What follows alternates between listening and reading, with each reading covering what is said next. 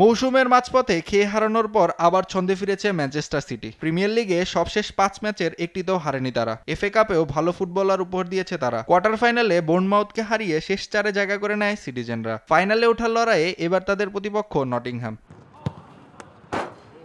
দলের সবচেয়ে বড় তারকা আর্লিং হাল্যান্ডের অভাব খুব একটা বুঝতে দিচ্ছেন না মারমাউস ও বার্নার্দো সিলভারা।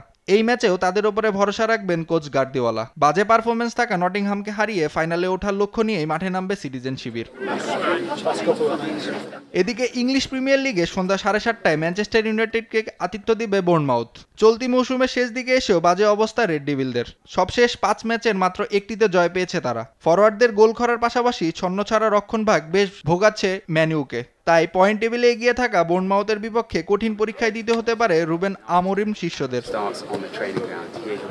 অন্য ম্যাচে রাত 9:30টায় ঘরের মাঠে টটেনহামের বিপক্ষে খেলবে জায়ান্ট লিভারপুল। 33 ম্যাচে 79 পয়েন্ট নিয়ে টেবিলের শীর্ষে অল রেডরা। এই ম্যাচে টটেনহামকে হারাতে পারলে লিগ শিরোপা নিশ্চিত হয়ে যেতে পারে অ্যানফিল্ডের দলটির। তাই টেবিলে 16তে থাকা টটেনহামকে সহজেই হারানোর লক্ষ্য নিয়ে মাঠে নামবে সালা দিয়াজরা। নাইম আফসান, স্পোর্টস ডেস্ক, দেশ টিভি।